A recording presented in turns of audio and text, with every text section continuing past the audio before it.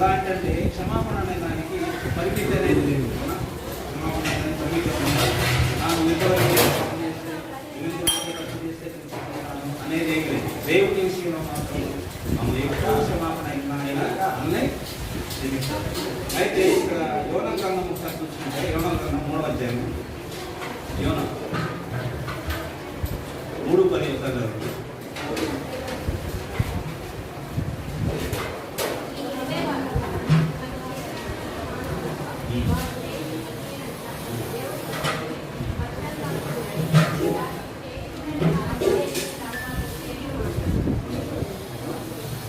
అయితే యోనా యొక్క స్టోరీ తెలుసా మీకు? యోనా గారి స్టోరీ తెలుసా? చెప్పండి. యోనా గారి స్టోరీ మీకు ఎంత తెలుసా? ఉన్నారా చెప్పండి.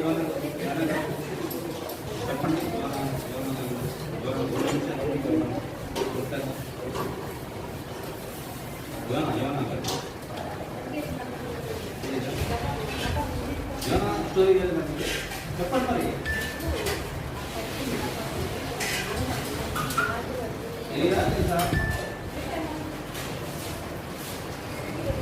లాస్ట్ టైం బాయ్స్ యోనా గారి గురించి మీకు తెలుసా? 2 విషయాలు.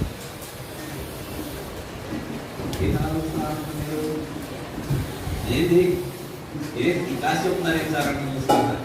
జస్ట్ మళ్ళీ మా ఫ్రెండ్ మాట్లాడుతుంటే క్లాస్ చెప్పలాగా యోనా గారి గురించి తెలుసా? మీకు తెలిసి 2 విషయాలు చెప్పండి. బైబిల్లో యోనా గారిని చెప్తున్నాను. ఆయన గురించి మనకి ఏం తెలుసా? తెలీదా? ఎస్, నినివే పట్టణానికి వెళ్ళమంటే ఏ పట్టణానికి వెళ్ళాడు? తర్షీష్ పట్టణానికి వెళ్ళాడు. దాన్ని ఇంకోటి నెక్స్ట్ ఏం చేస్తుంది? ఆయన సముద్రంలో పడేస్తే ఎవరు మింగుతారు? చేప. అంటే నేను కొంచెం క్లూ ఇస్తే మీరు చెప్తారా? అంతేనా? క్లూ అనేది అవసరమా మీకు? ఈ వయసులో క్లూ అవసరం లేదు. జస్ట్ మీరు చెప్పాడు ఫ్రెండ్లీగానే మాట్లాడండి, మనం ఫ్రెండ్లీగానే ఉందాం. జస్ట్ ఇదేంటంటే ఒక టాపిక్ గురించి మనం మాట్లాడుతున్నాం కాబట్టి యోనా గారు ఏం చేస్తున్నారంటే తర్షీష్ పట్టణానికి వెళ్ళమంటే నినివే పట్టణానికి వెళ్ళమంటే ఆయన ఎక్కడికి బయలుదేరారంటే తర్షీష్ పట్టణానికి బయలుదేరాడు. సో ఎందుకు అలా జరిగిందంటే యోనా గారు వినండి, స్టోరీలా చెప్తున్నాను. మీరు లాస్ట్ వన్ మీరు వినాలి. క్వశ్చన్లు అడుగుతా మధ్యలో, గుర్తుపెట్టుకో, నాకు ఉన్న హ్యాబిట్ అది. యోనా గారు ఎందుకు అన్నారంటే యోనా గారిని ఏం చేశారంటే ఫస్ట్ తర్షీష్ పట్టణానికి వెళ్ళమని చెప్పి నినివే పట్టణానికి వెళ్ళమంటే తర్షీష్ పట్టణానికి వెళ్ళాడు. అక్కడ దేవుడు ఏం చేశారంటే నువ్వు నేను చెప్పిన చోటుకి వెళ్ళకుండా నువ్వు ఇంకో చోటుకి వెళ్దామని చెప్పేసి ఏం చేశారంటే సముద్రంలో వేసినప్పుడు సముద్రంలో నుంచి ఒక చేప వచ్చి మింగేసి నినివే పట్టణంలో కాకేస్తుంది. ఎన్ని రోజులు ఉన్నాడు చేప కడుపులో? ఎన్ని రోజులు ఉన్నాడు యోనా? 3 days ఉన్నాడు. ఎన్ని రోజులు ఉన్నాడు అమ్మ? Last one. చేప కడుపులో ఎన్ని రోజులు ఉన్నాడు యోనా? నిన్నే నీ ముందు ఎన్ని రోజులు? 3 రోజులు ఉన్నాడు. గుర్తుపెట్టుకోవాలి, 3 రోజులు చేప కడుపులో ఉన్నాడు. అయితే ఇక్కడ విషయం ఏంటంటే యోనా గారు ఆ నినివే పట్టణం గురించి ఎందుకు వెళ్ళలేదు అనే తెలుసా మీకు? నినివే పట్టణానికి ఎందుకు వెళ్ళారంటే నినివే వారు ఏంటంటే వాళ్ళ యొక్క ఇష్టానుసారంగా ఉన్నప్పుడు, వాళ్ళ యొక్క పరిస్థితులను బట్టి ఆ విధంగా ఉన్నప్పుడు ఏంటంటే యోనా గారు మీ నినివే పట్టణానికి వెళ్ళమని చెప్పారు. ఎందుకు వెళ్ళమనంటే యోనా గారు ఏం చేస్తారంటే ఆ పట్టణాన్ని ఏంటంటే క్షేపించబడిందని చెప్పి ఆయన అనుకుంటాడు. అంటే ఆ పట్టణం అలా ఉందేమో, దాని గురించి మనం వెళ్తే ఎలా ఉంటుందని చూసి 40 days ఏం చేస్తారంటే మీ పట్టణం మీకు 40 రోజుల్లో ఇది పాడైపోతుంది, నశించిపోతుంది, ఇది ఇది అని అన్నప్పుడు ఆ నినివే వారు ఏం చేస్తారంటే ప్రార్థన చేస్తారు, పశ్చాత్తాపడతారు. బూడిద పోసుకొని పశ్చాత్తాపడి వాళ్ళ యొక్క ఉన్నటువంటి పశువులు కానీ మనుషులు కానీ అందరూ పశ్చాత్తాపడి దేవుని ఎంత క్షమించమని అడుగుతారు. ఏమడుగుతారు? క్షమించమని అడుగుతారు. కానీ యోనా గారి విషయంలో ఆ విధంగా ఏముందంటే యోనా గారు ఏమనుకుంటారంటే ఇది ఎటు నశించబోయే పట్టణం కాబట్టి నేను ఆ పట్టణానికి ఎందుకు వెళ్ళాలి అనే ఆలోచన ఆయనకు వచ్చింది. నేను ఈ పట్టణానికి ఎందుకు వెళ్ళాలి అనే ఆలోచన కలిగి నేను పట్టణంకి వెళ్ళకుండా నేను తర్షీష్కి వెళ్తాను. కానీ ఏం చేస్తాడు దేవుడు? ఏం చేస్తాడంటే నువ్వు వెళ్ళి ఆ ప్రజలకు వెళ్ళి ప్రకటన చేయి, 40 రోజుల్లో పట్టణం ఇట్లా అయిపోతుందని చెప్పినప్పుడు యోనా గారు ఏం చేస్తారంటే 40 daysలో పట్టణం నాశనం చెప్పి వచ్చేస్తాడు. అయితే ఎందుకు అలా జరిగిందంటే ఆ పట్టణము మొదటి నుంచి ఏంటంటే కొంచెం దేవుని వల్ల భయభక్తులు లేకపోవటం వల్ల. సో ఈ విధంగా జరుగుతున్నప్పుడు ఫస్ట్ మనం కొన్ని విషయాల్లో మనం ఏంటంటే ఈ ఈ యొక్క పట్టణం గురించి మనం ఆలోచిస్తూ ఉన్నప్పుడు ఆహ్, ఆ పట్టణానికి సామీప్యంలో ఏం చేస్తాడంటే యోన నిలబడి చూస్తూ ఉంటాడు. నాశనం అయ్యిద్ది కదా! నాశనం అయ్యిద్ది కదా! అనుకుంటా ఉంటాడు. కానీ దేవుడు ఏం చేస్తాడు? ఆ పట్టణాన్ని రక్షిస్తాడు. దేవుడు ఏం చేస్తాడు? ఆ పట్టణాన్ని రక్షిస్తాడనమాట. పట్టణం నాశనం అవ్వకుండా కాపాడతాడు. ఎందుకు? వాళ్ళందరూ పశ్చాత్తాపడి దేవుడిని ఏం చేశారంటే ప్రార్థించారు. ప్రభువా మా పట్టణం నాశనం అయిపోతుంది, మమ్మల్ని క్షమించండి, మమ్మల్ని క్షమించండి అని చెప్పి ప్రార్థన చేస్తూ ఉంటారు. కీర్తన గ్రంథం 40:12.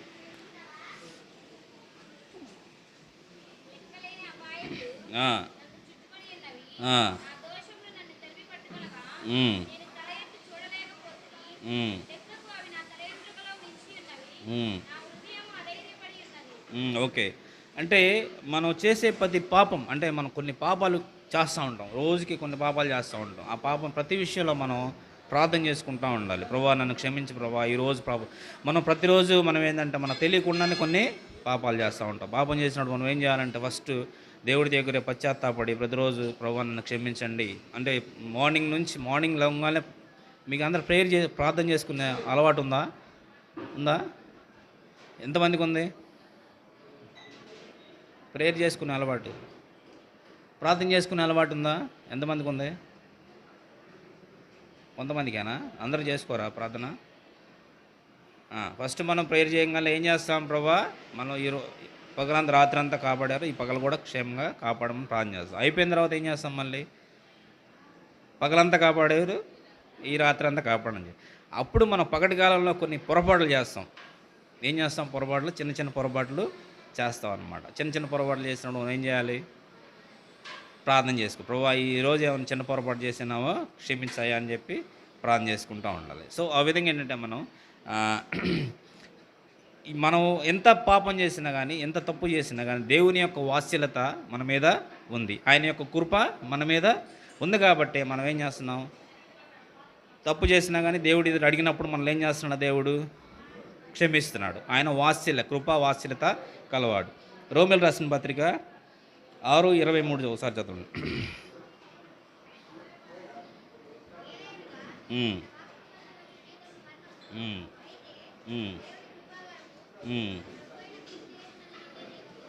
ఓకే. అయితే మనకి కృప అలంకరించేది ఎవరంటే మనకి దేవుడే మనకి అనుగ్రహిస్తూ ఉన్నాడు. ఎవరు అనుగ్రహిస్తున్నాడు? మనకి దేవుడే మనల్ని అనుగ్రహిస్తున్నాడు అనమాట. ఓకే. నెక్స్ట్ అలా రోమిల్ రాసిన పత్రిక ఒక్క నిమిషం అండి.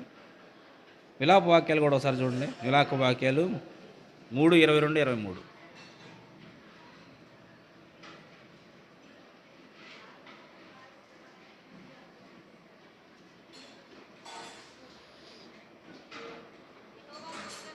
అవును, అవును,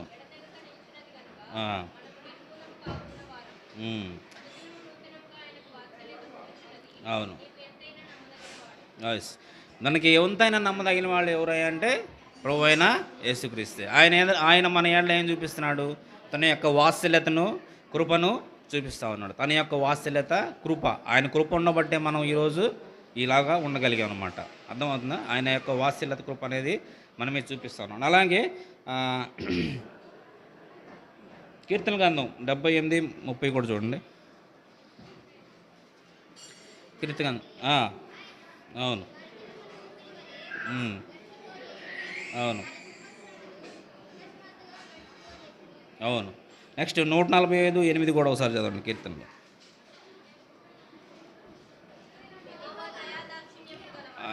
యెహోవా దయా దాక్షిణ్యములు కలవాడు. నెక్స్ట్ ఆయన దీర్ఘశాంతుడు,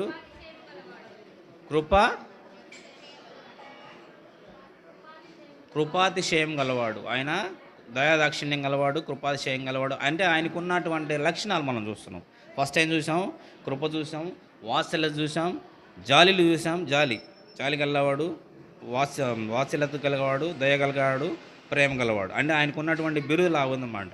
సో ఆ విధంగా ఏంటంటే మనం క్షమించే విషయంలో మనల్ని దేవుడు ఏ విధంగా క్షమిస్తాడో మనం కూడా ఇతరులను కూడా మనం క్షమించాలి. అలాగే మార్క్స్ వార్త మేక గ్రంథము 7:19 కూడా ఒకసారి చూడండి.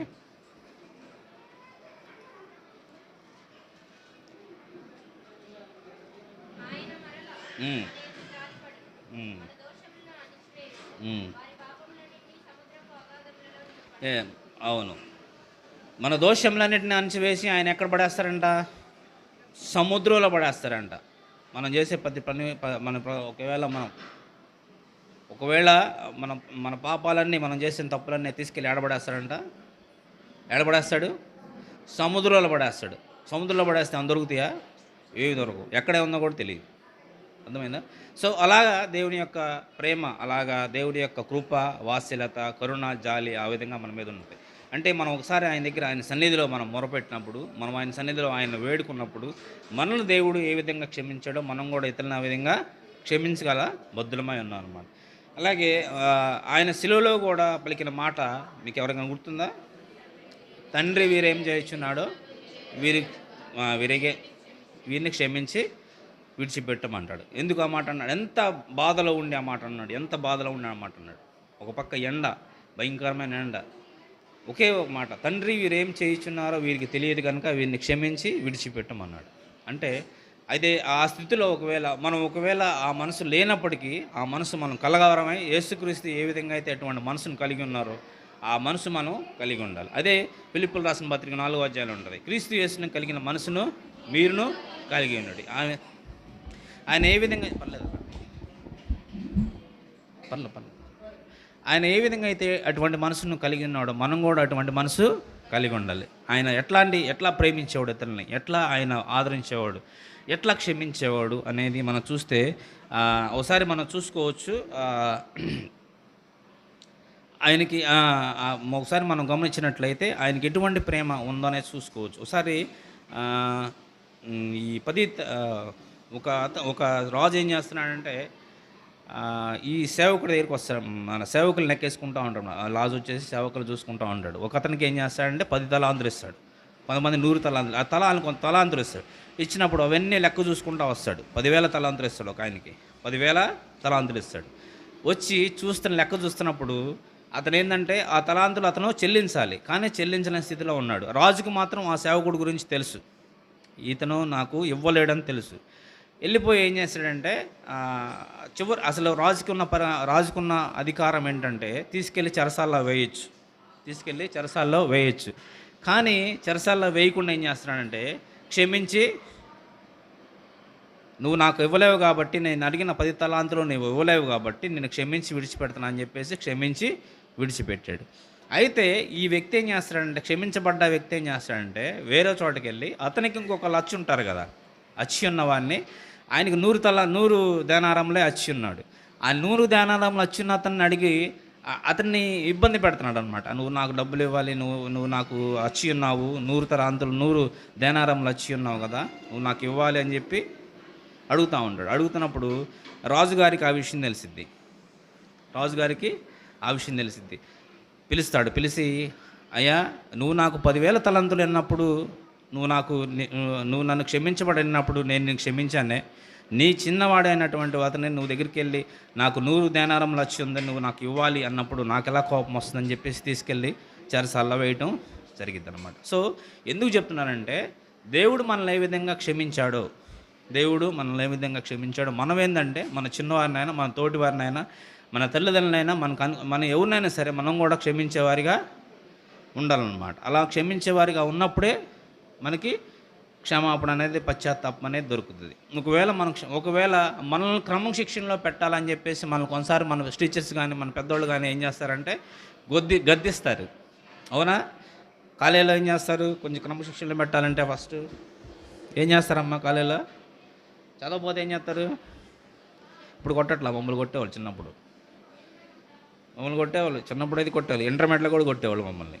ఇప్పుడైతే కొట్టట్లా, వదిలేస్తున్నారు, ఉంటే ఉన్నాడు, పోతే పోయాడు అని చెప్పి. మమ్మల్ని క్రమశిక్షణలో పెట్టడానికి చిన్నప్పటి నుంచి కొడతా ఇంటర్మీడియట్లో కూడా కొట్టారు మమ్మల్ని మా టీచర్స్. ఒక క్రమం అనేది ఏర్పరచడానికి మనల్ని శిక్షింపబడుతున్నప్పుడు ఆ శిక్షకు మనం పాత్రలు అని తెలిసినప్పుడు శిక్షించబడటం అనేది మనకి అంగీకారమే. ఎందుకంటే వాళ్ళు ఎందుకు చేస్తున్నారు? క్రమశిక్షణలో పెడతానికి చేస్తున్నారు. మనం క్రమశిక్షణలో ఉంటున్నాం.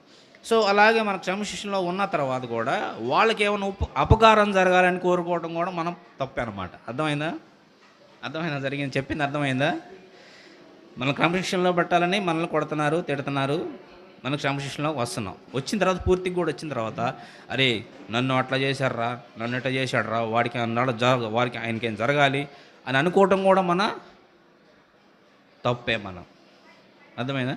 సో ఈ విధంగా ఏంటంటే ఒక క్రమం అనేది మనం కలిగి ఉండాలంటే ఎప్పుడైతే మనం దేవుణ్ణి కలిగి ఉంటామో, ఎప్పుడైతే దేవునిలో మనం బలపడతామో ఈ యొక్క శిక్షణ అనేది మనకి వస్తుంది. అందుకే బైబిల్ గ్రంథంలో సామెత గ్రంథంలో కూడా ఉందన్నమాట. బెత్తం వాడిని కుమారుడు తండ్రికి విరోధి అని ఉంటుంది.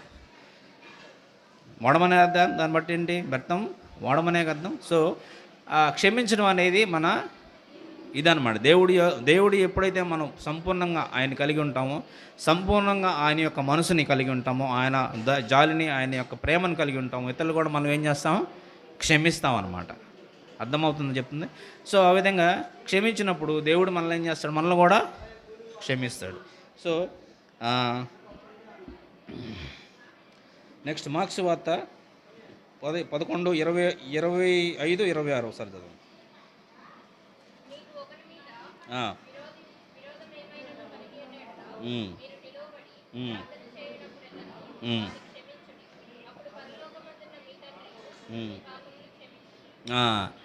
ఎవరైనా మనల్ని క్షమించలేదు అనుకుంటే, మనకి ఏమైనా విరోధం ఎవరైనా ఉంటే అనుకున్నా అండి, సపోజ్ విరోధం ఏముందనుకో అతని గురించి, మనం ఏం చేయమంటున్నాడు? మనల్ని ఏం చేయమంటున్నాడు? దేవుడు ఏం చేయమంటున్నాడు? నిలవబడి ప్రార్థన చేయమంటున్నాడు. అతని గురించి ప్రార్థన చేయం. ప్రభువా అతను క్షమించండి, నా పట్ల ఇలా దురుసుగా ప్రవర్తించాడు, నా పట్ల ఇలా కోపంగా ప్రవర్తించాడు, నా పట్ల ఈ విధంగా కఠినపరచబడ్డాడు, అతను క్షమించమని మనం ప్రార్థన చేయమని చెప్తున్నాడు. అర్థమవుతుందా? 26 కూడా చదివామ్మా. ఓకే. నెక్స్ట్ సామెతల గ్రంథం 15:1.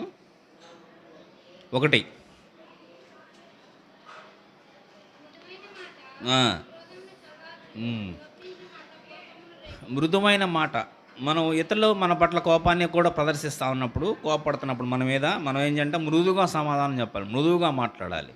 మనం కూడా ఇతరులు ఇవ్వడానికి కోపడినప్పుడు మృదువుగా సమాధానం. ఒకసారి ఎమోషనల్ అయిపోకూడదు. ప్రతిదానికి కొంతమంది ఎమోషనల్ అయిపోతూ ఉంటారు.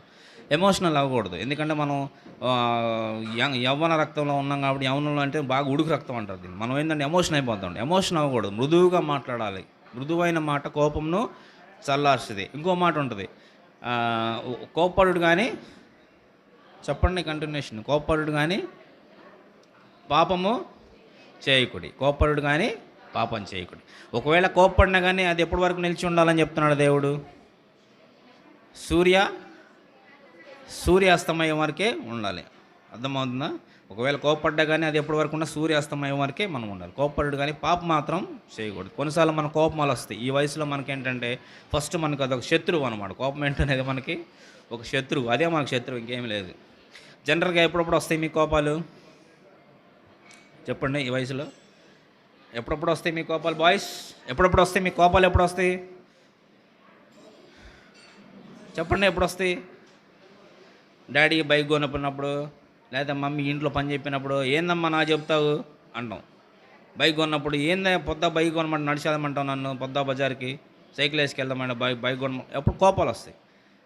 అర్థం చేసుకోవాలి, మన కుటుంబాన్ని అర్థం చేసుకోవాలి. అది ఇంకా మీరు కూడా మమ్మీ ఎక్కువ పని చెప్తుంటే మనకేమొస్తుంది? ఏమొస్తుంది? కోపం వస్తుంది. అమ్మ కొంచెం పని చేయమ్మా, నేను చేయలేకపోతున్నానంటే, ఏంది మమ్మీ పొద్దునా చెప్తారు, పొద్దున్న నేను చేసే వయసేనా నాది అంటారా అనరా? కోపం వస్తుందా? ఈ వయసులో జనరల్గా ఫ్రెండ్స్ మీద కోపం వస్తుంది.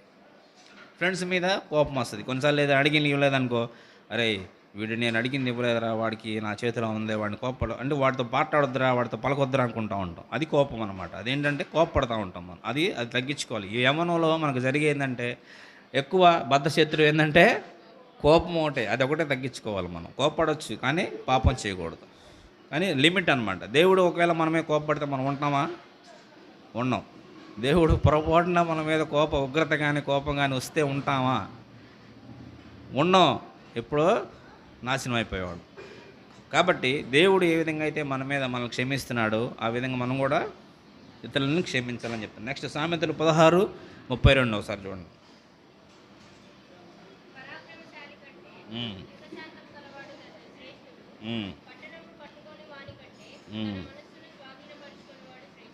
ఓకే. పరాక్రమశాలి కంటే దీర్ఘశాంతుడు శ్రేష్ఠుడు. దీర్ఘశాంతంగా ఉండాలి, ఎప్పుడు ప్రశాంతంగా ఉండాలి, సమాధానంగా ఉండాలి. ఇతరులు ఎంత కోప్పడినా కానీ, ఎంత ఇదిగా ఉండాలి, మనం ఏ విధంగా ఉండాలి? ప్రశాంతత అనేది కలిగి ఉండాలి, ప్రశాంతంగా ఉండాలి. వాళ్ళ కోపం ఉన్నా మనం ఏం చేస్తామన్నా ప్రశాంతంగా ఉండాలన్నమాట. క్షమను ఇంకోటి ఏంటంటే, ఈ యోనా విషయంలో చూసినట్లయితే మనం యోనా గారి గురించి మాట్లాడుతున్నాం కదా. యోనా గారు చూసినట్లయితే ఆ పట్టణాన్ని నాశనం అయిపోవాలి ఈ పట్టణం అన్నప్పుడు ఒకరోజు ఏం చేస్తారంటే దూరం నుంచి చూస్తూ ఉంటారు. అక్కడి నుంచి ఆయన ఏం చేస్తాడో చూపిస్తానండి మీకు ఫోటో.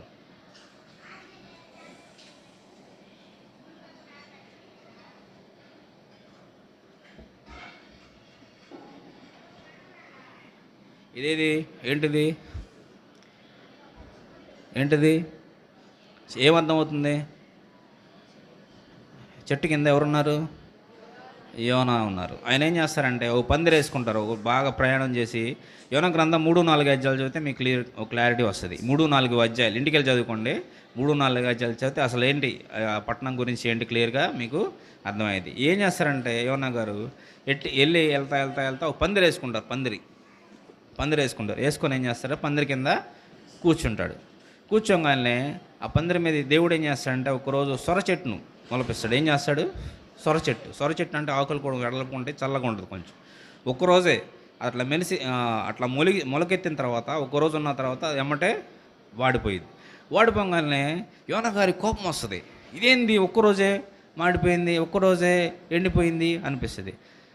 నువ్వు సొర చెట్టు గురించే నువ్వు నీళ్లు పోయకుండా, నువ్వు పెంచకుండా, నువ్వేం చేయకుండా సొర చెట్టు మీదే ఆ విధంగా కోప్పడ్డావే, మరి నువ్వు నా ప్రజలైనటువంటి వారి మీద నువ్వు కోప్పడితే నాకు కోపం రాదా అని దేవుడు అడుగుతాడు యోనా గారిని. అర్థమైందా? అట్లా యోనా గారిని అడిగిన తర్వాత యోనా గారు యోనా గారు ఏం చేస్తారంటే తర్వాత దేవుడు చెప్పినటువంటి మళ్ళీ ఆ పట్టణానికి వెళ్ళటం అనేది జరుగుతూ ఉంటుంది. ఎందుకంటే దేవుడు ఆ నినివే పట్టణాన్ని చాలా ఆశీర్వదించాడు. ఎందుకు? ఆ పట్టణస్థులు ఏం చేశారంటే పశ్చాత్తాపడ్డారు. ప్రభువా మమ్మల్ని క్షమించండి, గోనె పట్టలు కనుక్కొని బూడిద రాసుకొని పశ్చాత్తాపడి, పశువులేమి ఎంతమంది అంటే 20,000 మంది జనాభా ఉన్నటువంటి పట్టణం, పశ్చాత్తాపడి ఆ విధంగా అన్నప్పుడు దేవుడు ఏం చేశాడంటే వాళ్ళని క్షమించాడు. ఇదిగో ఆయన చూస్తూ ఉన్నాడు, దూరం నుంచి చూస్తూ ఉన్నాడు, ఆ పట్టణాన్ని చూస్తూ ఉన్నాడు, దూరం నుంచి పట్టణాన్ని చూస్తూ ఉన్నాడు అన్నమాట. కనపడుతుందా? యోనా గారు. సో ఈ విధంగా ఆయన అటువంటి పట్టణంలో వెళ్ళాడు. పట్టణం 40 రోజులు ఎప్పుడైతే ఈ పట్టణం నాశనం అయిపోద్ది, ఎప్పుడైతే ఈ పట్టణానికి త్వరలోనే దేవుని యొక్క ఉగ్రత రాబోతుందని అనుకున్నాడు. కానీ దేవుడు ఏం చేశాడంటే యోనా అనుకున్నటువంటి మాటలు, యోనా ఆలోచనలు ఏం చేశాడు? తారుమారు చేసేసి ఆ పట్టణాన్ని దేవుడు క్షమించాడు అన్నమాట. నెక్స్ట్ యాకోబు కీర్తనలు మత్తయి సువార్త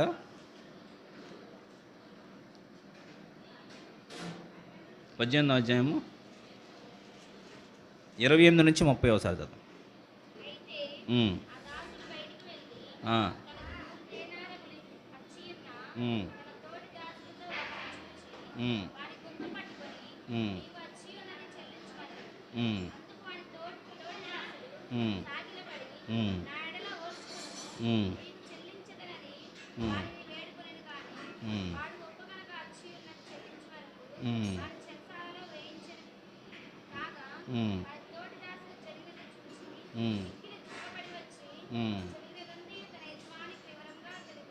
ఓకే, ఏం జరిగిందా చెప్పాం కదా మనం. ఈ కథ దేనారాముల విషయంలో అది క్లియర్గా మీకు యాకోబు మత్తయి సువార్తలో ఉందన్నమాట. అలాగే 31, 35 కూడా చదవండి.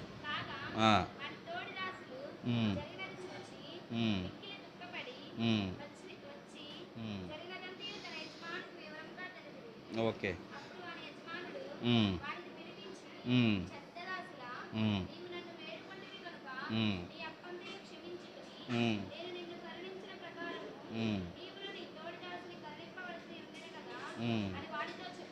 ఓకే. ఇందాక మనం చూసాం కదా ఈ స్టోరీ దేనారాముల విషయంలో. నేను క్షమించినప్పుడు మీరు కూడా ఇతరులని క్షమించాలి కదా అని చెప్పి రాజు, అక్కడ ఉన్నటువంటి వ్యక్తి రాజు అడుగుతూ ఉన్నాడు అనమాట. సో యాకోబు రాసిన యాకోబు పత్రికలో కూడా 2:13 చూడండి. యాకోబు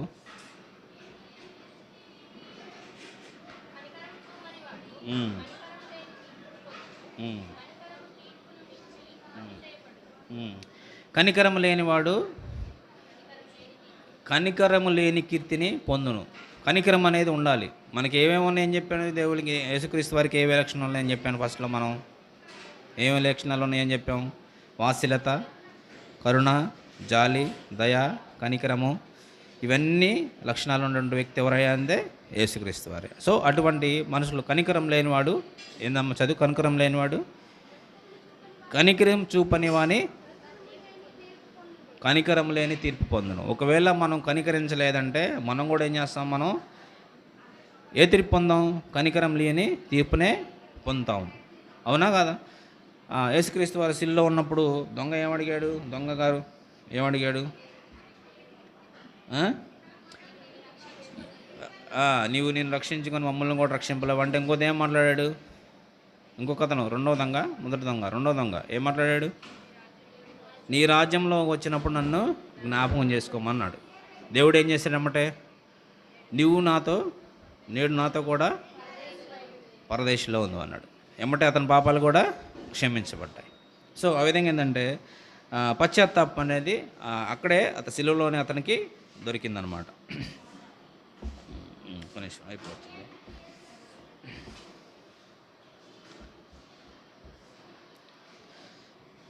సో ఎఫ్ఎస్సి రాసిన పత్రిక 4:26 కూడా చూడండి.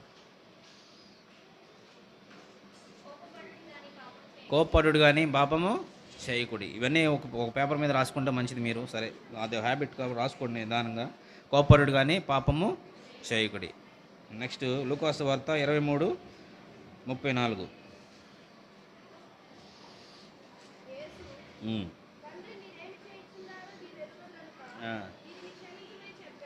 తండ్రి ఓకే. తండ్రి వీరేం చేయుచున్నారు? ఇందా మనం చూసాం వాక్యం. తండ్రి వీరేం చేయుచున్నారు కనుక వీరిని క్షమించి విడిచిపెట్టమని చెప్పి చెప్తా ఉన్నాడు. నెక్స్ట్ లూకాసు 22:50 కూడా చూడండి.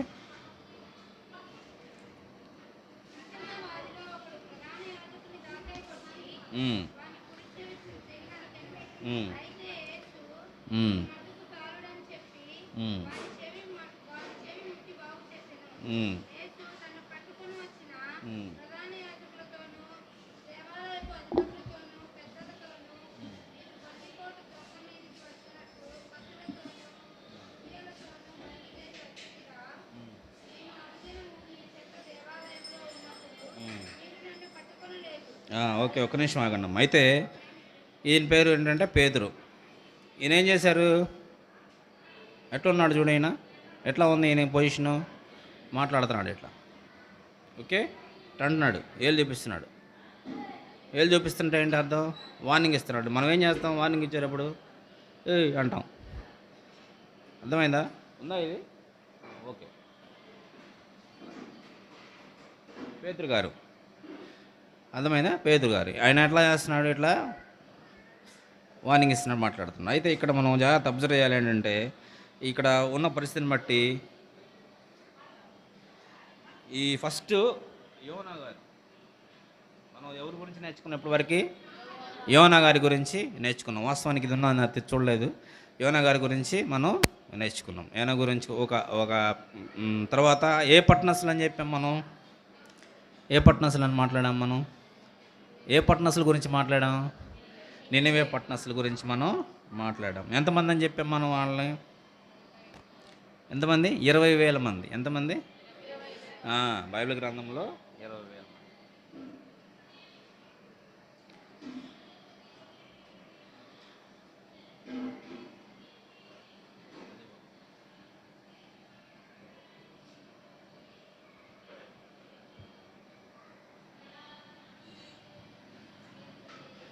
మంది అనమాట. ఓకే, 20 ఓకేనన్నా, 20,000 మంది. 20,000 మంది పట్టణస్తుల గురించి యోనా గారికి ఉన్న అభిప్రాయం ఏంటి చెప్పండి? స్టార్టింగ్ నుంచి యోనా గారికి ఏమి అభిప్రాయం ఉంది? ఆ పట్టణం గురించి యోనా గారికి ఉన్న అభిప్రాయం ఏంటి? నాశనం అయిపోయే పట్టణం కాబట్టి నేను వెళ్ళడానికి ఇష్టపడలేదు. 40 రోజుల్లో ఈ పట్టణము నాశనం అయిపోతుంది. వినండి జాగ్రత్తగా. 40 రోజుల్లో ఈ పట్టణం నాశనం అయిపోతుంది కాబట్టి నేను ఆ పట్టణానికి వెళ్ళాల్సిన అవసరం లేదని చెప్పి ఎటు వెళ్ళారు ఆయన? తర్షీష్ పట్టణానికి వెళ్ళాడు. కానీ దేవుడు ఏం చేశాడు? ఆ పట్టణాన్ని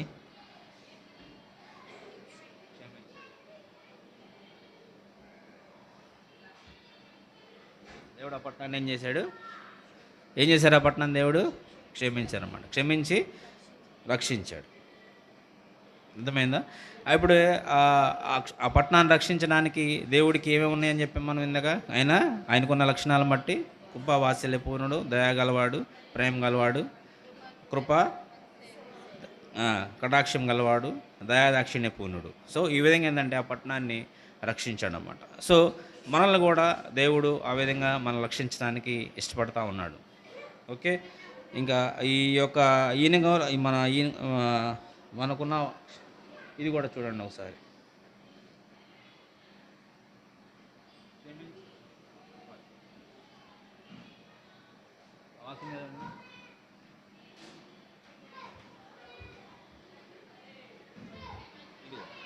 అంటిస్తున్నాను.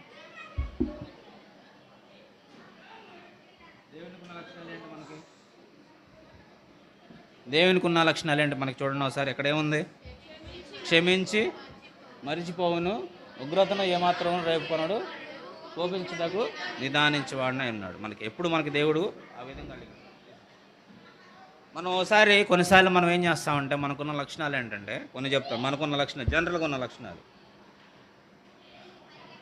మన ఏళ్ళ ఒక పొరపాటు చేశారనుకోండి. సపోజు ఒక తప్పు చేశారనుకోండి. వినండి, తప్పు చేసి క్షమించడం కూడా అయిపోయింది.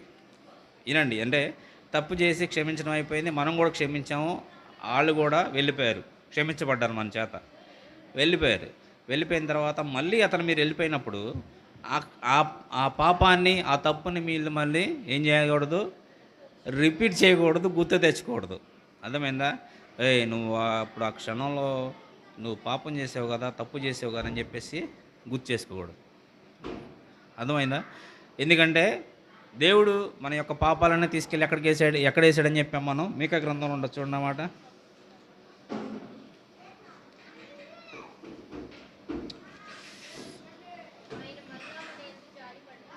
మీకా 7:19.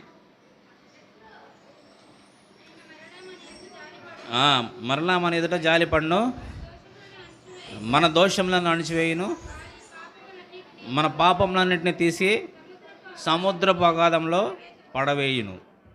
ఓకే, సో కాబట్టి ఒకవేళ మన చేత క్షమించబడిన వాళ్ళు ఎవరైనా ఉంటే మనం ఒకవేళ వాళ్ళని క్షమిస్తే మళ్ళీ వాళ్ళని మనం ఏం చేయకూడదు? గుర్తు తెచ్చుకోకూడదు. వాళ్ళు చేసిన తప్పుని మనం మళ్ళీ గుర్తు తెచ్చుకోకూడదు.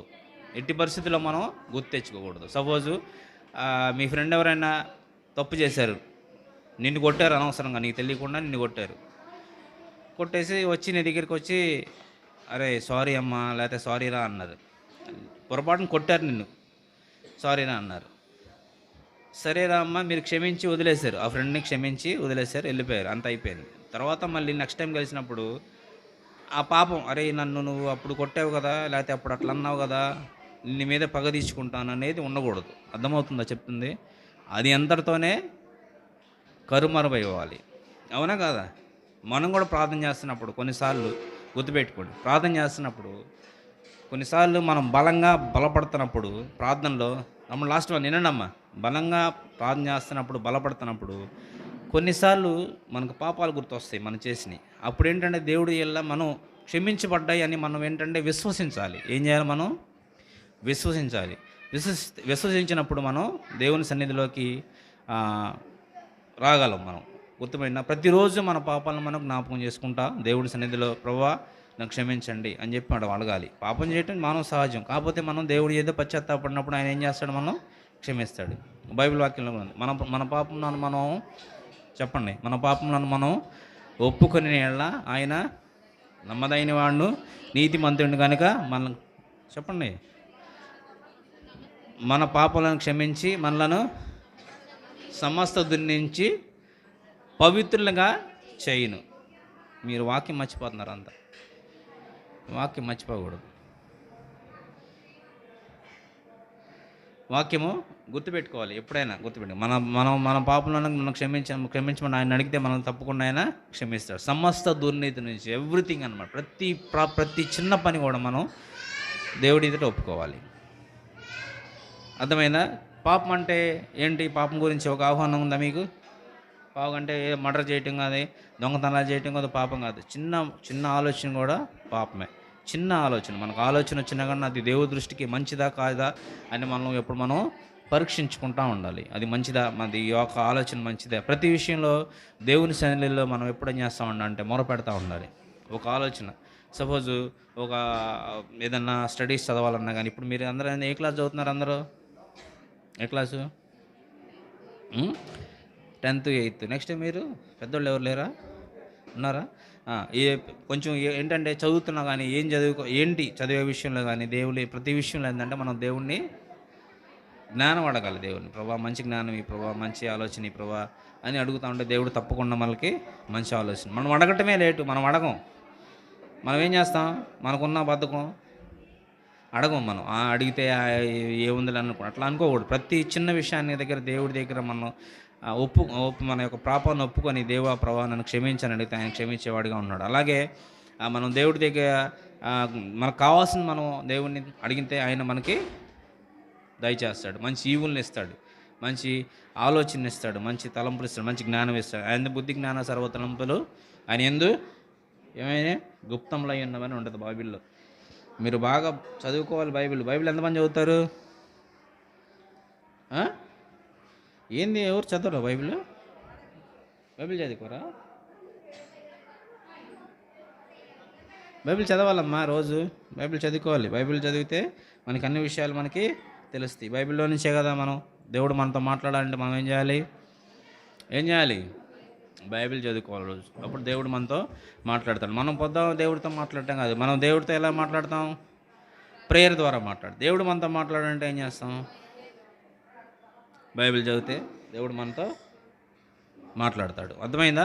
సో ప్రతిరోజు మనం ప్రార్థన, నెక్స్ట్ బైబిల్ వాక్యం రోజు రెగ్యులర్ చదువుకోవాలి.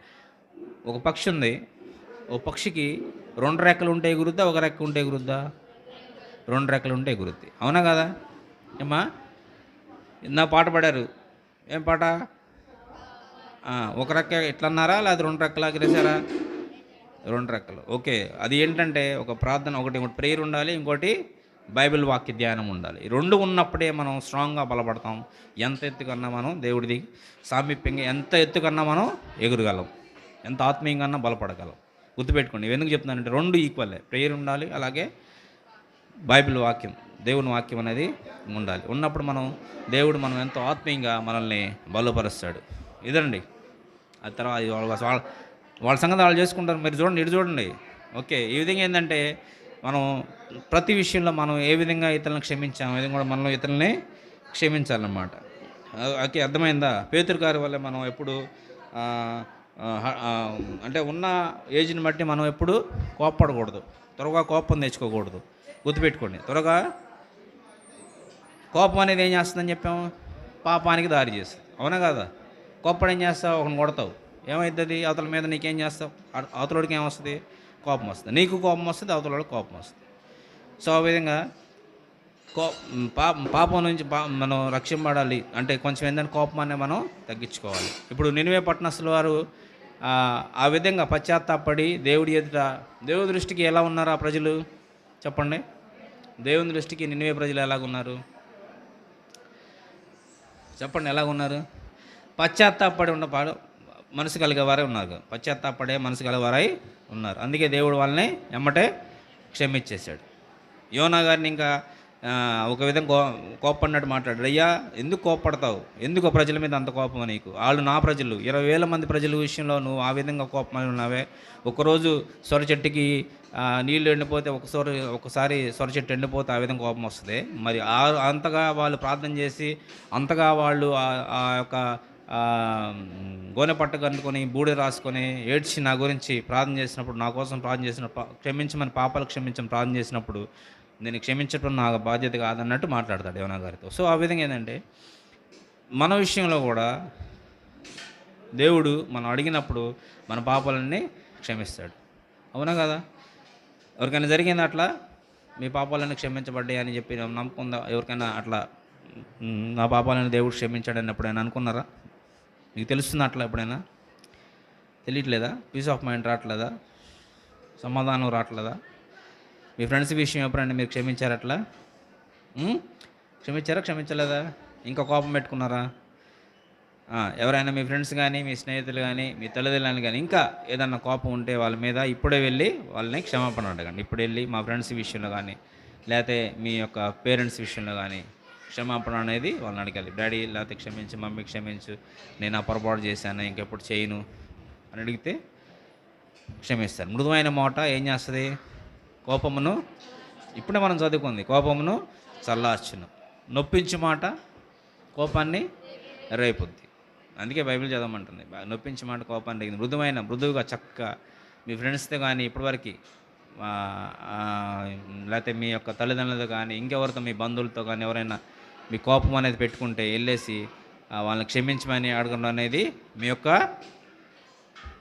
యొక్క ధర్మం అనమాట. ఆ విధంగా అడిగితే మనల్ని క్షమిస్తారా? వాళ్ళు క్షమిస్తారు తప్పకుండా. దేవుడే మనల్ని క్షమించినప్పుడు వాళ్ళు కూడా మనల్ని క్షమిస్తారు. సో మనం ఏం చేస్తాం? దేవుని ఎదుట మనం మన యొక్క తప్పులు, మన యొక్క పాపాలు ఒప్పుకుంటే ఆయన మనల్ని ఏం చేస్తాడు? క్షమించేటువంటి మనసు గలవాడు. ఏమని చెప్పాం? ఆయన లక్షణాలు ఏమని చెప్పాం మనం? ఏం మనసు గలవాడు చెప్పండి? వాత్సల్యత గలవాడు, దయ గలవాడు, కృప గలవాడు, కరుణ గలవాడు, వాత్సల్యత గలవాడు. ఇంకా ఇవన్నీ లక్షణాలు ఇవన్నీ లక్షణాలు ఎవరికి ఉన్నాయి? దేవునికి ఉన్నాయి అనమాట. సో మనం కూడా మనం ఎప్పుడైనా దేవుని ఎదుట ప్రార్థన చేసి మనం ప్రభువా నా తప్పులు ఈ విధంగా ఉన్నాయి, నన్ను క్షమించండి అని అడిగితే దేవుడు తప్పకుండా క్షమిస్తాడు. అవునా కదా? క్షమిస్తాడు. మనం కూడా ఎవరైనా మన ఎదుట తప్పు చేస్తే మనం కూడా వాళ్ళని ఏం చేయాలి? క్షమించాలి. గుర్తుపెట్టుకోండి. లాస్ట్ వన్ బాయ్స్, మనం కూడా ఎప్పుడైనా ఇతరుల ఏడల మనం తప్పు చేస్తే మనం తప్పు చేస్తే వాళ్ళని క్షమించి మనం అడగాలి. అలాగే వాళ్ళు తప్పు చేస్తే మనం ఏం చేయాలి? వాళ్ళు తప్పు చేస్తే మనం కూడా క్షమించాలన్నమాట. దేవుడు మనల్ని క్షమించాడు కాబట్టి మనం కూడా వాళ్ళని క్షమించాలి. ఇంకా చూసాం కదా, మనం అన్ని వాక్యాలు చదువుకుంటూ వచ్చాం కదా, తలాంతుల విషయంలో, 10 తలాంతుల విషయంలో. ఓకే, ఎవరు వచ్చి ఉన్నారు? మొదటి వ్యక్తి వచ్చి ఉన్నాడు 10,000 తలాంతులు. రెండవ అతను 100 దేనారములే, తక్కువే.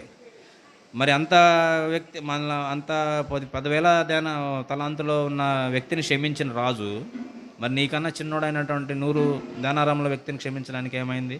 మళ్ళీ తిరిగి చెరసాల్లో వేయటం జరిగింది. సో ఆ విధంగా మనల్ని దేవుడు ఏ విధంగా క్షమించాడో మనం ఎటువంటి ఆ ప్రేమను కలిగిన మనం కూడా దేవుడి ఇతరుల పట్ల అటువంటి ప్రేమను కలిగి ఉండాలన్నమాట. ఎప్పుడు కలిగి ఉంటాం? అది ఎప్పుడు కలిగి ఉంటాం చెప్పండి?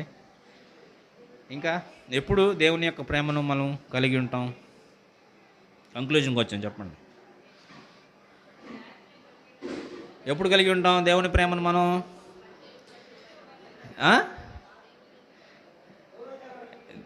దేవుని మనం ఎప్పుడు అటువంటి ప్రేమ, దేవుని యొక్క ప్రేమను మనం ఎప్పుడు కలిగి ఉంటాం?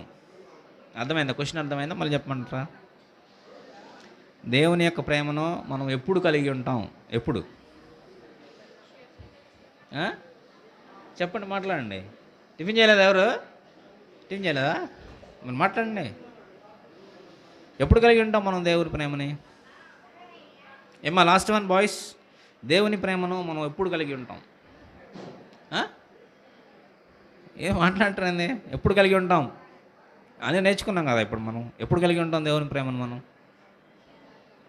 చెప్పండి.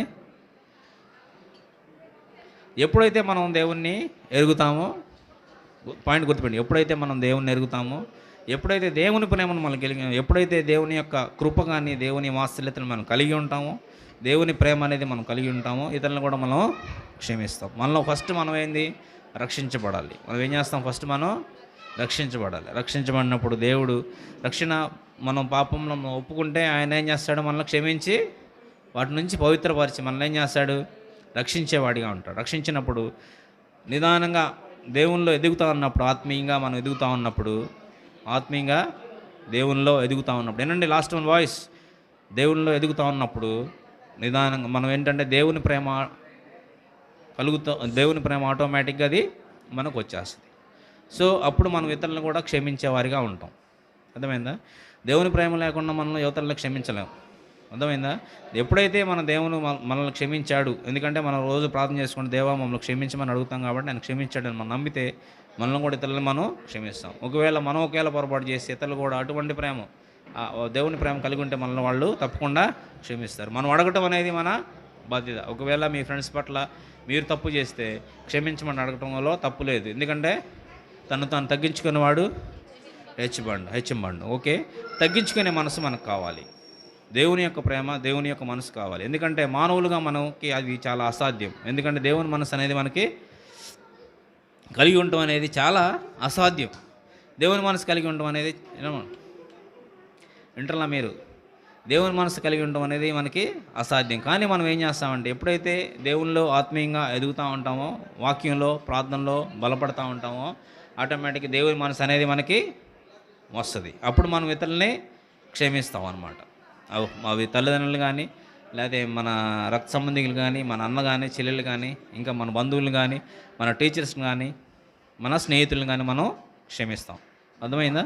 సో ఆ విధంగా యోనా యొక్క గారి జీవితంలో చూసుకున్నట్లయితే యోనా ఉద్దేశంలో నినివే పట్టణం ఏ విధంగా ఉంది, దేవుని యొక్క ఉద్దేశంలో నినివే పట్టణం ఎలా ఉందో చూసుకుంటే యోనా పట్టణాన్ని దేవుడు యోనా గారిని ఒకవేళ యోనా గారు ఆ పట్టణాన్ని నాశనం అయిపోద్ది అని తలంచి దూరం నుంచి చూస్తూ ఉన్నప్పుడు దేవుడు ఏం చేశాడంటే ఆ పట్టణాన్ని క్షమించేసి వాళ్ళందరినీ తన బిడ్డలుగా ఏర్పరచుకున్నాడు. అర్థమవుతుందా? సో ఆ విధంగా మనం ఒకవేళ ఇతరులు మన పట్ల ఆ విధంగా ఆలోచన కలిగి ఉన్నా కానీ దేవుడు వాళ్ళని కూడా మారుస్తాడు. అర్థమైందా? మనం ఒకవేళ దేవుడి సన్నిధిలో ప్రార్థన చేసుకుంటా ఉన్నాం అనుకో, మన శత్రులైనటువంటి వాళ్ళు మన మీద అంత పగమట్టినా కానీ అవి వాటి నుంచి అవి దేవుడు తీసివేస్తాడు. నేను చెప్పింది అర్థమైందా? మనం దేవుని ప్రేమను కలిగి ఉండి రోజు దేవునికి ప్రార్థన చేస్తాను అనుకోండి, మనకైనా శత్రువులు అనేటువంటి వారు ఉంటారు కదా, కొంతమంది మనల్ని క్షమించినటువంటి వాళ్ళు ఉంటారు కదా, అవతల వాళ్ళకి ఆటోమేటిక్గా దేవుడు ఏం చేస్తాడు? జాలి, దయ, కనికరం అనేది పుట్టిస్తాడు. ఓకే, వాళ్ళు దేవుని బిడ్డలు కదా, వాళ్ళని క్షమించేద్దాం అనేది ఆలోచన అవతలలో కూడా వస్తుంది. ఎప్పుడు మన దేవుని ప్రార్థన చేస్తున్నాం కాబట్టి దేవుని మనం రోజు వేడుకుంటున్నాం కాబట్టి దేవుడు ఏం చేస్తాడంటే ఆ పరిస్థితి నుంచి మనల్ని తప్పించేస్తాడు. అది మా విషయంలో జరిగింది కాబట్టి మీకు చెప్తున్నా. కొన్నిసార్లు కొన్ని పొరపాట్లు అనేవి జరుగుతూ ఉంటాయి. వినండి, నా జీవితంలో జరిగిన సంఘటన చెప్తున్నాను. అలా కొన్ని జీవితంలో ఇటువంటి సంఘటనలు జరుగుతూ ఉంటాయి. మనం కొన్నిసార్లు అధికారులకి లేటుకి వెళ్తూ ఉంటాం, కాలేజీలకి జనరల్గా ఏంది లేటుకి వెళ్తూ ఉంటాం. నేను ఒకసారి లేటుకి వెళ్తున్నప్పుడు, వింటున్నారా అమ్మ, లాస్ట్ వన్ బాయ్స్ వింటున్నారా? ఒకసారి నేను లేటుకి వెళ్తా ఉన్నా, లేట్ అయిపోయింది, ఏం చేయాలో అర్థం కావట్లా. ప్రభా ఇంటి లేట్ అయిపోయింది, కాలేజీ లేట్ అయిపోయింది, ఆ బండి ఏమో స్టార్ట్ అవ్వట్లేదు, కొంచెం ఇబ్బందికరంగా ఉందని చెప్పేసి లేటుకు వెళ్ళటం జరిగిందనమాట. ఆ రోజు ఏమైందో ఏమో, రెగ్యులర్గా సార్ ఉండి ఆయన ఏం చేస్తారంటే ఎవరు లేటుగా వస్తున్నారు, ఎవరు ఇన్ టైంలో వస్తున్నారు, ఎవరు లేటుగా వస్తున్నారు అనే ఒక రాసుకొని టైమింగ్ వేస్తూ ఉంటారు. నేను కాలేజీలో చేసేటప్పుడు ఆ టైమింగ్ వేస్తూ ఉంటారు. ఆ టైంలో ఏమైందంటే నిదానంగా చూసి నేను ప్రార్థన చేసుకుంటా వెళ్ళా, ప్రభా లేట్ అయిపోయింది ప్రభా, ఏం చేయాలి ప్రభా అని అనుకుంటా ఉన్నా, వెళ్ళాను అలా. ఆ రోజు బై లక్ ఏంటంటే ఆ సార్ లేరు. ఏంటి? ఆ సార్లు వింటున్నారా? ఆయన రోజు అటెండెన్స్ వేసుకునే సార్ లేరు, వేరే ఇన్ఛార్జ్ ఉన్నారు. ఉండి అప్పుడు ఏం చేస్తారు? ఆ సార్ అంటే మా జనరల్గా భయం వస్తుంది కదా, లేట్ అయిపోయిందిరా, ఏం చేయాలి ప్రభా అని ప్రార్థన చేసుకుంటా వెళ్ళాను నేను దేవుడికి. ప్రభా లేట్ అయిపోయింది, ఏం చేయాలి, ఇప్పటికి టైం అయిపోయింది, అప్పటికి 20 minutes అయిపోయింది, లేట్ అయిపోయింది, ఏం ప్రభా అని లేట్ చేయకపోయేసరికి రోజు రెగ్యులర్గా ఉండే సార్ని దేవుడు ఏం చేశాడు, ఆ ప్లేస్ నుంచి తప్పించేశాడు, కాలేజీ దగ్గర తప్పించేసి. అంటే ఆయనకి వేరే పని ఉండి బయటకు వెళ్ళాడు. ఆ విషయం నాకు తెలియదు కదా, అక్కడికి వెళ్ళిందాక, అవునా కదా? ఆ విషయం నాకు తెలుసా? సార్ లేడన్న సంగతి నాకు తెలియదు కదా. వెళ్ళేసరికి లేడు సార్ లేడా, ఓకే సార్ లేడని చెప్పేసి నేను మళ్ళీ తర్వాత వేరే ఇన్ఛార్జ్ ఉన్నారు, సరే పర్లేదు సార్, మీరు పర్లేదులేండి, సార్ లేండి అని అన్నారు అనమాట. అంటే అతను నా పట్ల ఏం చేశారు, సార్కి చెప్పొచ్చు, మళ్ళీ ఆయన ఫోన్ చేసి సార్ మన సార్ లేటుగా వచ్చాడని చెప్పొచ్చు. కానీ దేవుడు అట్లా చెప్పనీలా నన్ను. అతను నోరు మూయిచ్చేశాడు. దానియల్ గారిని సింహభూమిలో వేస్తే సింహభూమిలో ఏమైంది చెప్పండి, అది తెలుసా? దానియల్ గారి సంగతి, దానియల్ గారు ఏమైంది? సింహపు నోళ్ళు మూయించాడు, అవునా కదా? సో ఎప్పుడు అలా జరిగిద్దంటే, మనం వినండమ్మా, లాస్ట్ వన్, మనం ఎప్పుడైతే దేవుణ్ణి కలిగి ఉంటామో, ఎప్పుడైతే రక్షించబడతామో, ఆయన సన్నిధిలో నిత్యం సంతోషంగా ఉంటాము. అలాగే ఎప్పుడు మనకి ఏది జరిగినా కానీ అది దేవుని చిత్తమే అని అనుకోవాలి. అంటే రోమా 8:28 కూడా ఒక మాట ఉంది.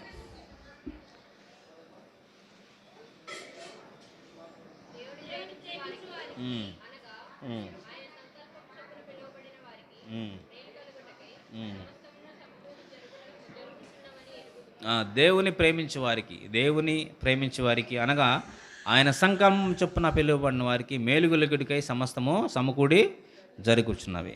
ఎప్పుడైతే మనం దేవుని ప్రేమిస్తా ఆయన సంకల్పం చొప్పున పిలువబడిన వారిగా ఉన్నామో, మనకి ఏం జరిగినా కానీ అది ఏమనుకోవాలి చెప్పండి? ఏమనుకోవాలి? మాట్లాడట్లా మీరెవరు? దేవుని ప్రేమించే వారికి, ఎవరైతే దేవుని ప్రేమిస్తున్నారో, ఎవరైతే ఆయన సంకల్పం చొప్పున పిలువబడతారో, దేవుని యొక్క ఉద్దేశం చొప్పున దేవుని చిత్తాన్ని పిలువబడతారో, ఎవరైతే ఆయన ప్రేమిస్తారో, వాళ్ళకి ఏం జరిగినా కానీ అది ఎవరి చిత్తం అనుకోవాలి? అది దేవుని చిత్తం అనుకోవాలి. సపోజు మీరు 10th క్లాస్ ఎగ్జామ్ రాస్తారు. 10th క్లాస్ ఎగ్జామ్ రాస్తారు. లిజన్, నిద్రపోతున్నాడా? 10th క్లాస్ ఎగ్జామ్ రాస్తారు. ఫస్ట్ క్లాస్లో పాస్ అవ్వాలనుకుంటారు, కానీ ఫస్ట్ క్లాస్లో పాస్ అవ్వరు, సెకండ్ క్లాస్లో పాస్ అవుతారు. ఫస్ట్ క్లాస్లో పాస్ అవుతారు కానీ మీరేం చేస్తారు? సెకండ్ క్లాస్లో పాస్ అవుతారు. మీరేం చేస్తున్నారు? దేవుని ప్రార్థన చేసుకుంటూ ఉన్నారు, దేవుణ్ణి బైబిల్ చదువుకుంటున్నారు, ప్రేయర్ చేసుకుంటున్నారు, దేవుని ప్రార్థన చేస్తున్నారు, దేవుని ప్రేమిస్తున్నారు, దేవుని చిత్తానుసారంగా ఉన్నారు. సపోజ్ మీ ఫస్ట్ క్లాస్ రాకుండా సెకండ్ క్లాస్ వచ్చిందనుకోండి, అప్పుడు మీరేమనుకోవాలి? ఏంది నాకు ఫస్ట్ క్లాస్ రాకుండా సెకండ్ క్లాస్ వచ్చింది అనుకోకూడదు, దేవుని చిత్తం అనుకోవాలి. ఏమనుకోవాలి? అది దేవుడి చిత్తం అనుకోవాలి. అర్థమైందా? ఒకవేళ ఫస్ట్ క్లాస్ వస్తే అప్పుడు కొన్నిసార్లు అట్లా జరిగినప్పుడు మనం ఏంటంటే అది ఎప్పుడు అలా మనం బాధపడేది ఎప్పుడైతే మనం ప్రేమిస్తామో, దేవుని ప్రేమిస్తామో, ఎప్పుడైతే మనం ఆయన సంకల్పం చొప్పున పిలువబడతామో అప్పుడు అనిపిస్తే. ఇంకోటి, మనం వెళ్ళాలనుకున్నటువంటి ఒకసారి ఒక సంఘటన నా జీవితంలో ఒకటి జరిగింది, అది చెప్తాను మీకు. ఒకసారి బస్ స్టాండ్కి వెళ్ళి నిలబడ్డా. ఏనమ్మా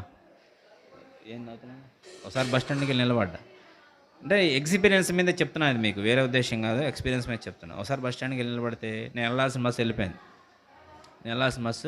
వెళ్ళిపోయింది. అది సరే, ఏం చేయాలా, ఇక బస్సు పోతే లేదు, మళ్ళీ ఒక అరగంట బస్సు లేదని చెప్పేసి ఎట్లానో నిదానంగా ఆలోచించి లేట్గానే వెళ్ళేసరికి ఏమైంది తెలుసా? నా ముందు వెళ్ళిన బస్సు ఒక చోట ఆగిపోయింది, చెడిపోయింది. ఏమైంది? చెడిపోయింది.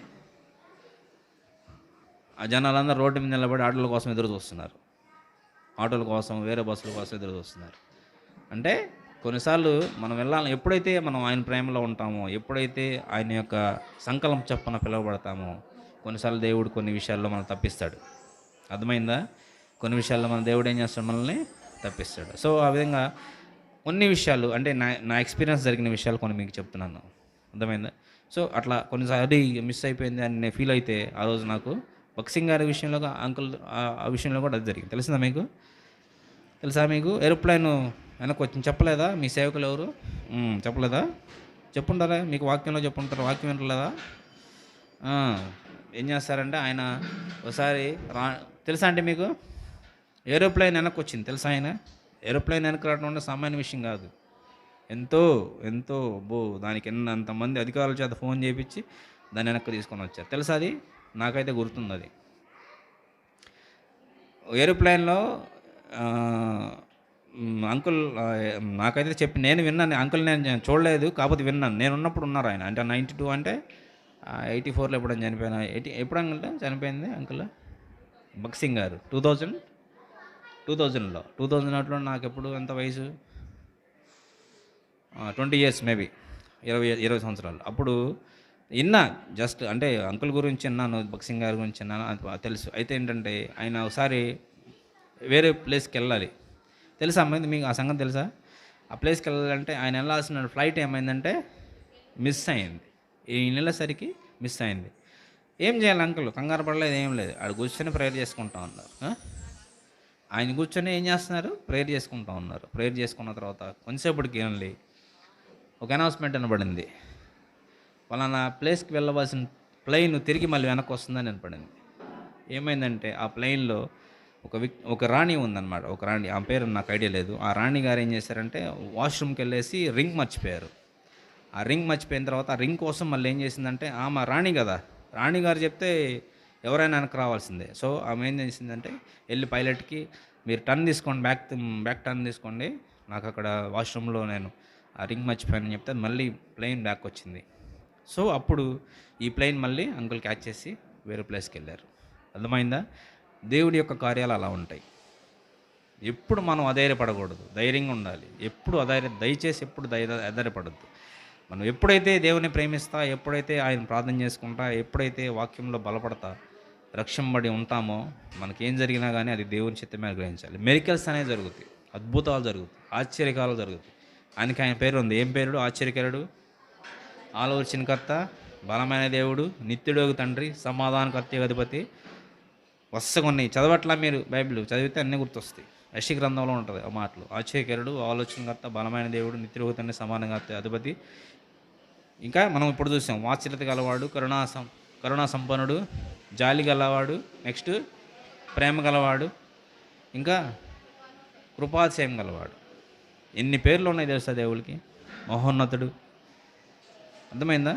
ఇన్ని సర్వనామాలు గల దేవుడు మన యేసుక్రీస్తు వారు. సో కాబట్టి ఈ రోజు నుంచి మనం ఏంటంటే దేవుని సన్నిధిలో కనిపెడతా, మనం కోపపడకుండా, ఇతరులని కోపం తెప్పకుండా ప్రార్థన చేసుకుంటా దేవుని సన్నిధిలో పడతాను. ఓకే, దేవుడు యొక్కని దీనిగా అర్థమైందా? మీకు లెసన్ అర్థమైందా? అర్థమైందా? సో బాయ్స్ నుంచి ఒకళ్ళు, గర్ల్స్ నుంచి ఒకళ్ళు ప్రేయర్ చేయండి. చేస్తారా? మైక్ కావాలా?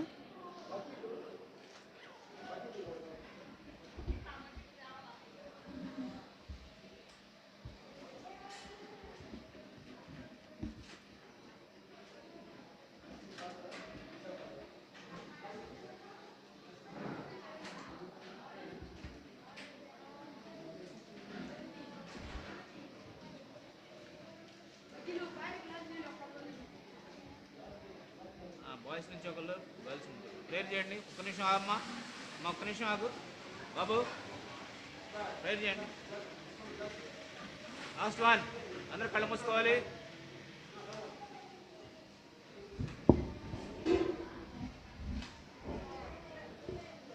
మైకల్లో ఎవరు చేస్తున్నారు? మా బాయ్స్ నుంచి ఒకళ్ళు, గర్ల్స్ నుంచి ఒకళ్ళు ప్రేయర్ చేయండి.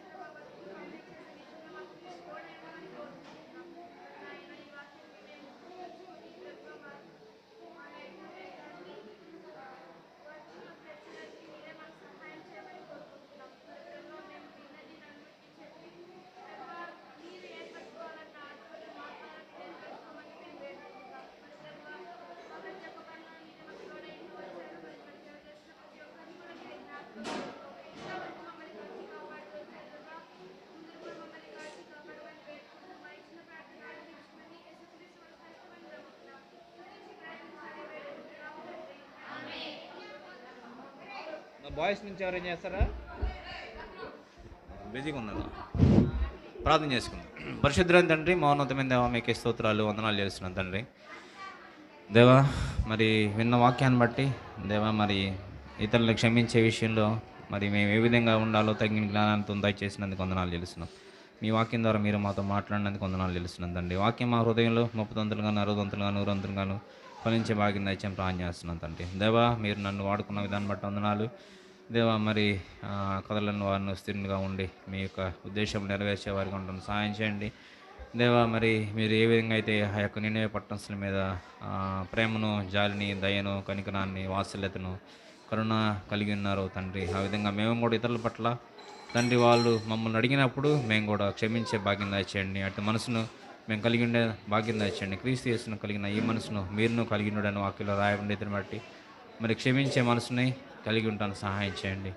దేవా, మిమ్మల్ని కలిగి ఉండే మనసుని మిమ్మల్ని తండ్రి కలిగి ఉన్న గొప్ప మరి జనులుగా మేము ఉండటానికి సహాయం చేయం ప్రార్థన చేస్తాం. మరి బిడ్డలను దీవించండి. ప్రతి ఒక్కరికి వాక్యము వారి హృదయాల్లో ఫలించే భాగ్యం దయచేయం ప్రార్థన చేస్తున్నాం తండ్రి. దైవ, మరి ఈ యొక్క వ్యూవర్స్ని ఆది నుంచి అంతవరకు మీరే సహాయం చేసి నడిపించి మరి ఈ యొక్క విన్న పాఠాన్ని తండ్రి, విన్న లెసన్ని మా హృదయంలో మరి సాతాను దొంగిలించకుండా తండ్రి దేవ, మరి ఆ యొక్క వాక్యాన్ని మరి ఫలభరితమైనటువంటి జీవితంలో మరి ఉండడానికి సాయం చేయమని ప్రార్థన చేస్తాం. మరి మీరే మరి వాళ్ళ హృదయాల్లో వాక్యాన్ని ఫలింపజేయమని ప్రార్థన చేస్తాం. దినదీవెనలతో ఆస్తున్నా మీరు మమ్మల్ని భద్రపరచ పెట్టుకుంటాం. మా ప్రభువును మా రక్షకుడైన క్రీస్తు యేసు నామమున అడిగి పెట్టుకుంటాం తండ్రి. ఆమెన్. అందరూ ప్రైజ్ లార్డ్.